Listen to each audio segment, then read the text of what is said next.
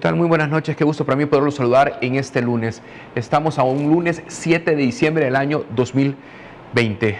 Estamos a 83 días de la cita electoral en donde el país convoca a los ciudadanos para que elijan a los próximos diputados de la Asamblea Legislativa, diputados del Parlamento Centroamericano y diputados de consejos municipales. Esta noche, con mucha satisfacción les digo, está conmigo el candidato a diputado de Nuevas Ideas por San Salvador, el señor Walter Araujo, a quien damos la más cordial bienvenida y agradecemos la oportunidad que nos brinda de poder conversar esta noche, de poder acercarnos a esa cultura política que él tiene, a esa formación política que posee, que ha venido de una manera constante a través de sus programas. Hoy vamos a hablar temas de coyuntura, qué está pasando en la Asamblea Legislativa, qué está pasando con los organismos multilaterales, con la cooperación, pero también vamos a hablar de qué manera el presidente de la República en un par de minutos va a dirigir un mensaje a la población a través de una conferencia de prensa donde va a retomar el caso de Fomilenio, donde va a retomar qué es lo que está sucediendo en la Asamblea Legislativa de cara a las últimas 3 plenarias en donde se espera que se apruebe el presupuesto general de la Nación, 7.453 millones de dólares. El mayor presupuesto con inversión social. Estamos cumpliendo 11 días desde que se inició una persecución a través de las redes sociales cuando se detenía al alcalde de Ilopango, Adán Perdomo, por peculado. Él ha recuperado por medidas el fin de semana su libertad, pero existía una expectativa en que el fiscal general de la República, el señor Raúl Melara, estaba buscando a Walter Araujo y habían cuentas alegres desde los partidos de oposición que podría acercarse una inhabilitación. Usted el miércoles de la semana pasada explicó qué es lo que está sucediendo y también presentó con orgullo la camisa que ahora viste. No, yo creo que es evidente. Cuando una persona de Arena comete un acto delictivo, el fiscal actual, un fiscal que pertenece al partido Arena, porque es un fiscal que fue miembro de los sectores profesionales de Arena. ¿Usted lo juramentó en su calidad de presidente de Alianza Republicana? En varios organismos sectoriales y en varios organismos electorales. Él estuvo a cargo en los equipos de conformación de supervisión y vigilancia electoral de Arena. Aparte, todos lo hemos visto en las fotos, en los equipos de trabajo de la candidatura presidencial de Norman Quijano, igual en la candidatura de Carlos Calleja, ahí están las fotos. Y luego pasó a conformar en la última etapa, ya antes de que termina, que llegan al casi que no pudieran ser presidentes de la República, ni Carlos Calleja ni Norman Quijano. Entonces él en los días antes fue anunciado como miembro del equipo gestor de gabinete de gobierno en ambos gobiernos y administraciones.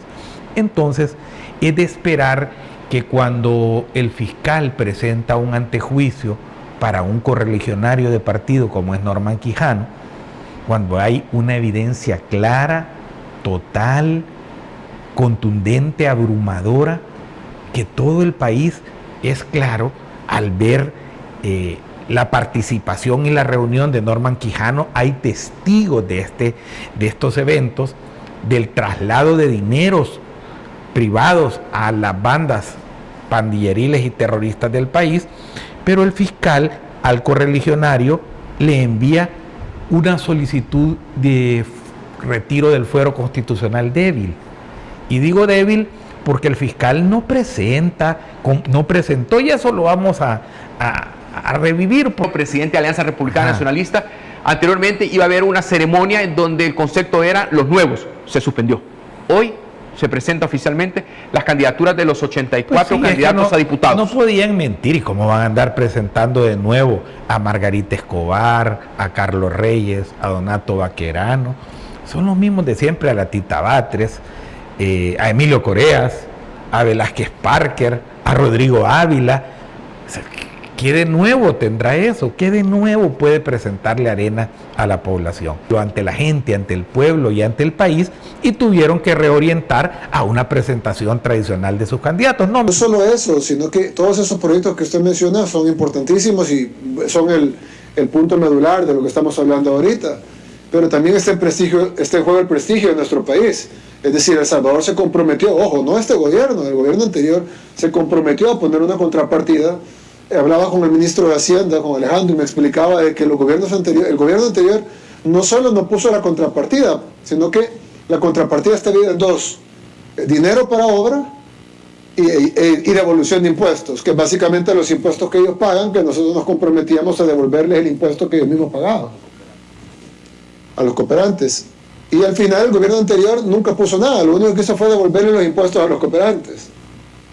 Entonces a este gobierno le ha tocado prácticamente poner el 100% de la contrapartida, y pues ahora resulta que los diputados de la Asamblea no quieren aprobar la última contrapartida que se necesita para terminar las obras de Fomilenio 2 y terminar las obras que van a beneficiar a miles de personas, decenas de miles de personas, y a la economía del país, caso de los puestos fronterizos o el periférico de los Ars, y el turismo y la educación. Aparte de eso, está en juego el prestigio de nuestro país como un país beneficiario, una cooperación internacional. Tenemos que honrar nuestras contrapartidas.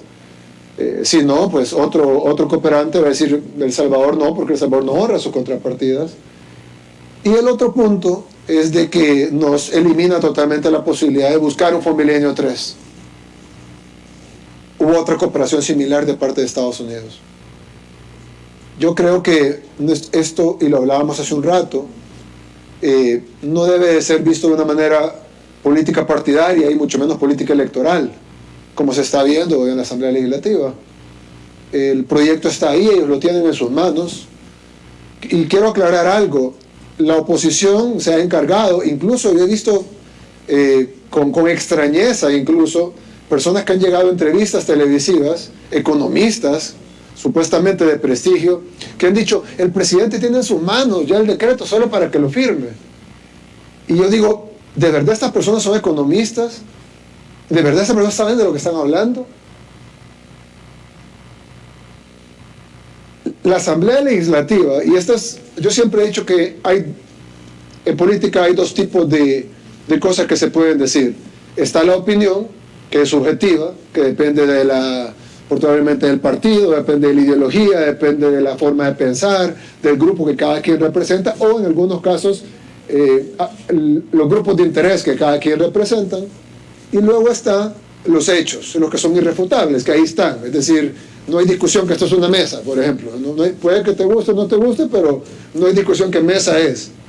Entonces, en el tema de opinión se puede debatir mucho sobre diferentes cosas, la velocidad de ejecución, por ejemplo, y otras cosas que hemos dicho. Se puede dar una opinión al respecto. En el tema de que los fondos que están en la Asamblea dependen de la aprobación de los diputados, eso es un hecho, no hay una opinión, no puede haber una opinión al respecto.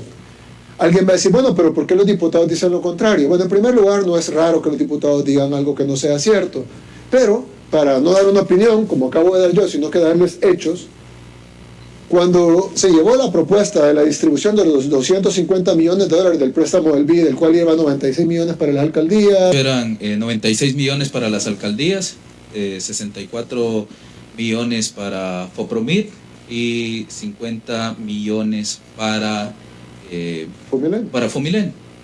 Correcto. Y creo que había un remanente, o ahí se acababa. Eso era. Ok.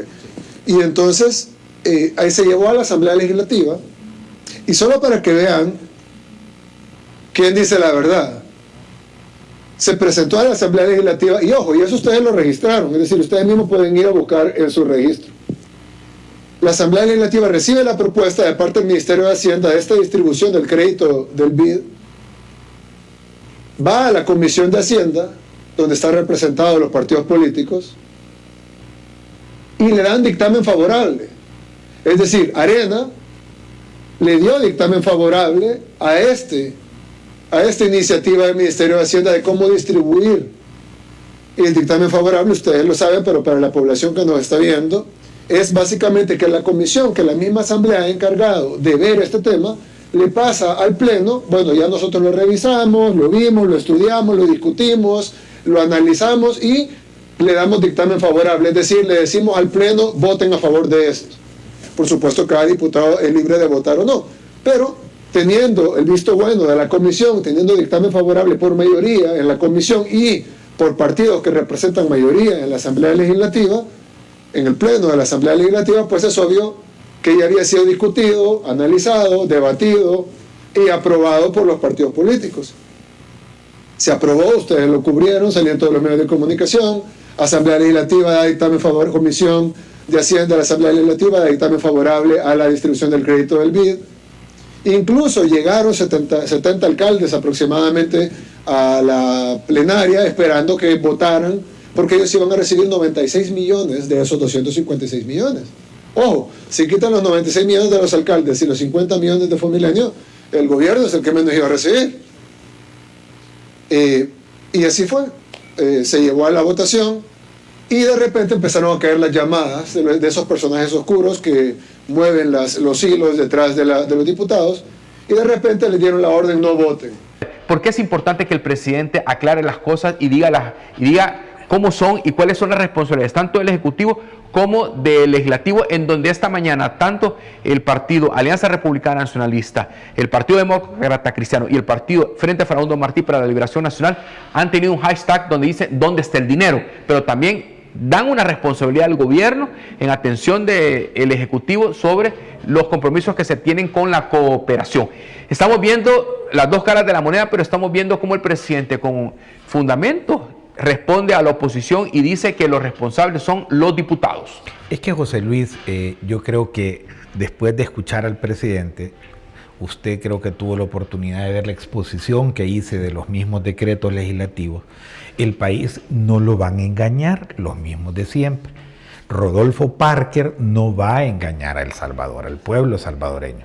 No va a engañar al pueblo salvadoreño la ex candidata a la vicepresidencia de la República, la señora Carmen Aída Lazo, que es decano de la Facultad que es decana de la Economía. ESEN, y que la vi hoy hablando una sarta de mentiras en una televisora matutina. Porque ella no creía que iba a perder, ella pensaba que iba a ser la vicepresidenta de este país. Sí, pero ella, ahí ve cómo se quedó con los corochos hechos y alborotados, y le prometieron que nunca la iban a dejar sola y la dejaron más sola que sola con su soledad. No. Pero bueno, eso es el problema de la señora, ¿verdad? En realidad, ellos creen que nos van a engañar, y con la explicación del señor presidente, yo creo que esto, con el micrófono del señor presidente, le va a quedar claro a la población, a todo el cuerpo periodístico nacional. Hay unos que no van, por más que les explique que 2 más 2 son 4, para los del Faro, 2 más 2 quieren que sea 5, y eso no se puede. Ellos quieren que esto, que se llama celular, y todo el mundo sabemos que es un teléfono celular, ellos quieren que sea una White Runner o un par de patines. No, es un teléfono celular. Los hechos están a la vista. La Asamblea Legislativa dice: ¿dónde está el dinero? Ya les explicó el señor presidente, se los expliqué el día miércoles, se los ha explicado el señor ministro de Hacienda, ahí está publicado en Diario El Salvador. El dinero, para comenzar, está en 2 decretos legislativos. Al pueblo le quedó claro ya hoy que el gobierno solo ha tenido acceso a 600 millones de dólares de los 2.000. ¿Por qué? Porque ellos reservaron para los alcaldes el 30% de esos fondos. ¿Cuánto es eso? 600 millones que están para los alcaldes. Ahí está, porque ellos amarraron ese decreto 608 a que no puede tocarlo el gobierno, aunque ya está aprobado y ratificado, si ellos no hacen una asignación, que es un punto inventado, pero bueno, así lo hicieron y ahí están ese dinero. El gobierno solo ha recibido 600 millones y los otros 1.000 millones de dólares que contiene el decreto legislativo número 640, ese decreto legislativo tiene 1.000 millones de dólares que estaban destinados para 600 millones para las MIPYMES, 300 para el pago a proveedores y 100 para los exportadores, para el pago de exportadores a IVA. Ese decreto, esos 1.000 millones no fueron al gobierno, fueron a la empresa privada. Ya explicó el presidente, tanto para el fideicomiso, para los préstamos, 100 millones para los informales, que son los pupuserías, las tienditas, y la otra parte para los pagos a planillas, los 140. Que todavía hay oportunidad de poder aplicar que hasta todavía, el 11 de hasta diciembre. el 11 de diciembre a los pagos de planilla que no lo han hecho el uso, todavía hay fondos y pueden hacer uso de recursos. Eso no fue al gobierno, eso se le trasladó a la empresa privada en un acuerdo que se logró con Luis Cardenal. Yo lo explicaba el miércoles y lo ha vuelto a explicar el señor presidente de la República. Por lo tanto, hoy al país le queda claro dónde están el dinero, ¿dónde están los 3.000 millones? 1.000 millones a la empresa privada, trasladado vía el decreto 640, y los otros 2.000 millones al gobierno, solo le han dado 600 millones y han ocupado ya fondos para los 96 millones para los alcaldes, los 50 millones, se recuerda, para Fomilenio, y lo que era la parte de los veteranos también. O sea que eso es lo que ha hecho, si quien se ha servido con la tajada grande de los 2.000 millones ha sido la Asamblea Legislativa para los alcaldes. El presidente ha hecho hoy un acto, que esto es el fondo y lo importante. Podremos estar de acuerdo usted y yo en que sí, está bien, ¿para qué construyó el Hospital El Salvador? ¿Para qué no? Todos nosotros estamos seguros que es la garantía de la calidad de vida de los salvadoreños en medio de una crisis mundial como esta pandemia. Vean Europa, España, Alemania. Ahí llevó uno de su competencia en los programas de la mañana, llevó a un médico de apellido Hernández que radica en Alemania y ejerce en Alemania. Este médico le dijo que gracias a que Alemania tiene una capacidad instalada en infraestructura médica, es por eso que el COVID ha sido tratado con éxito en ese país. Eso es lo que hemos hecho nosotros. Diario, el Hospital El Salvador, el crear la reparación, cosas que van a quedar para el sistema de salud pública, que nos va a poner en otro nivel a ser el mejor país en Centroamérica. De minutos, Numan Salgado, él es diputado por la Gran Alianza Nacional, ha dicho lo siguiente: en el préstamo del BID de 250 millones de dólares que se aprobaron, 55 millones de dólares fueron para Fomilenio, y 75 millones para sus alcaldías, dice Numan Salgado. Pero agrega, hoy la extorsión son 50 millones de dólares para Fomilenio 2 nuevamente y 288 millones para las alcaldías. Eso es lo que está diciendo Numan Salgado después de escuchar al presidente de la República. Pero vamos, correcto, eso es lo que ellos creen, quieren y pretenden hacer con este juego. ¿Qué es el punto? Fondos para pagar esas escuelas, las carreteras del bypass hacia Opico, toda esa obra social, esa obra de infraestructura pública, que es más de 300 millones de dólares. ¿Por qué estos 55 millones de dólares últimos de Fomilenio? Es porque es el cierre del programa, que tiene primero una consecuencia inmediata. ¿Cuál es? Si no se dan ese dinero, no se otorga ese dinero, el país pierde 300 millones en infraestructura. ¿Nos queda claro eso? Yo creo que sí, José Luis. Sí. Entonces, ¿de qué se trata esto? ¿Qué ha hecho el presidente de la República? Hoy le puso el jaque mate a los mismos de siempre, a los señores diputados de los mismos de siempre. ¿Qué hizo el presidente? Ok, miren, dejemos a un lado todo, ¿verdad? Limpiemos la mesa y pongamos, eso es lo que acaba de instruir en medio y enfrente de todo el país al ministro de Hacienda, envíe el crédito con los fondos para Fomilenio, porque fondos hay. Claro. Entonces hoy tienen la pelota en la cancha los diputados. Olvidémonos de la discusión de fondos para el gobierno, esa es otra segunda discusión que podemos seguirla, pero si no aprobamos esto, es el capricho de los diputados. No se ha enterado por los noticieros o por los medios de comunicación que hace 2 semanas aprobamos los 50 millones del Fomilenio. Venir a pedir otros 50 millones más en ese concepto es prohibido por la ley. La Corte de Cuentas observaría el que nosotros aprobemos con el mismo concepto 50 millones más. Sobre todo cuando esos 50 millones en este momento dependen de casa presidencial.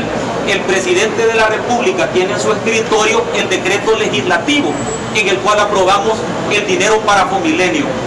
Dependerá de él, si él avala con su firma, sanciona el decreto. Asignaron los recursos, respetando en un 100% los fondos para el fideicomiso y asignando las cantidades tanto para el cuerpo de nuestros veteranos, para poder hacer daño, como también para hacer los traslados de desarrollo municipal que constitucionalmente es propiedad del gobierno, y también los 50 millones de dólares para la contrapartida Pomilenio.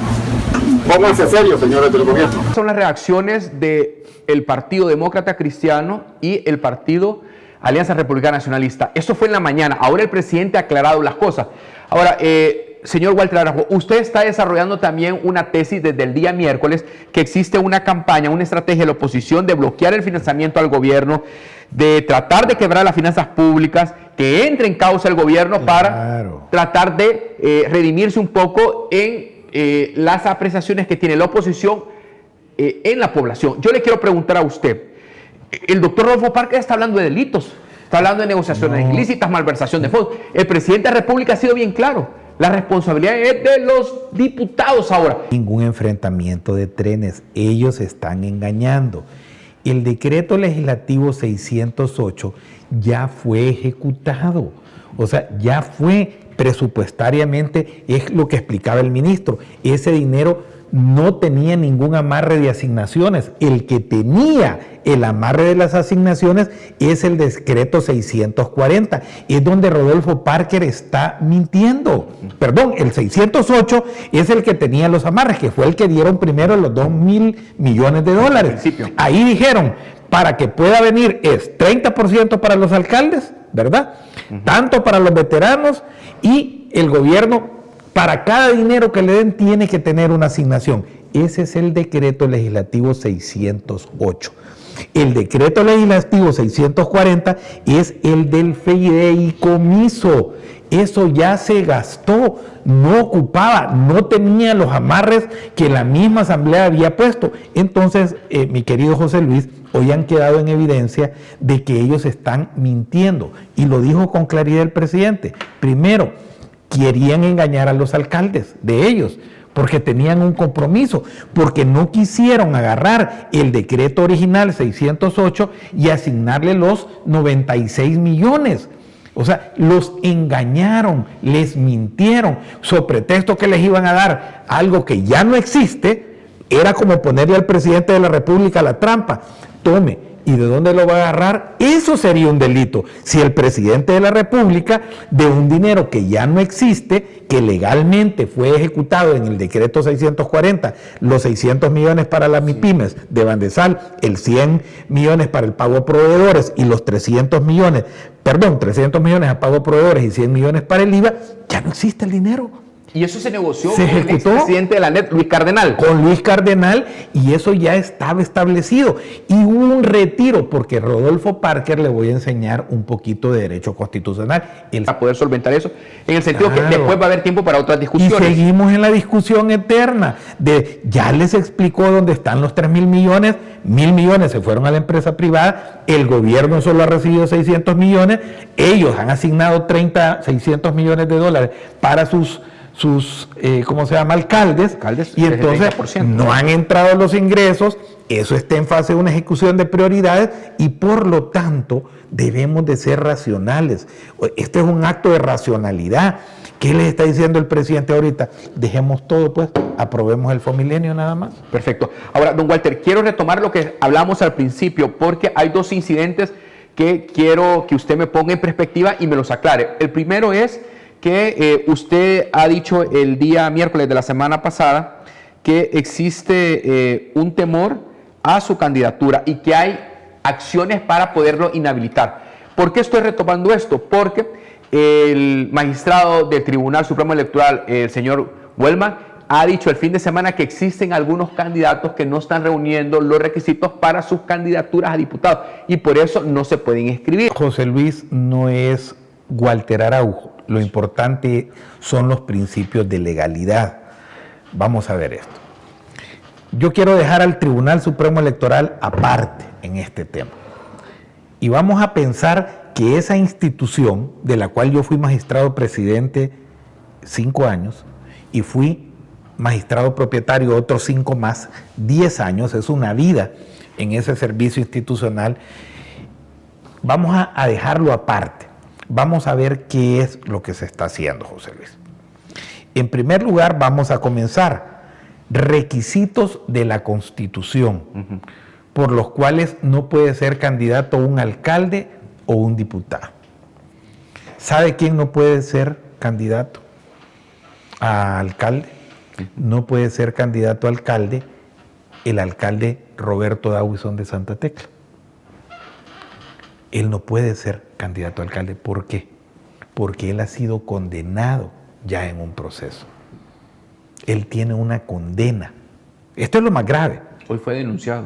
No, él ya fue condenado en los tribunales laborales. Él ya tiene una condena. Ya un grupo de abogados ha ido a presentar una denuncia contra el alcalde de Santa Tecla. El tribunal no puede a un condenado darle el pase. Bueno, sigamos. Vamos de lo más duro a lo menos posible.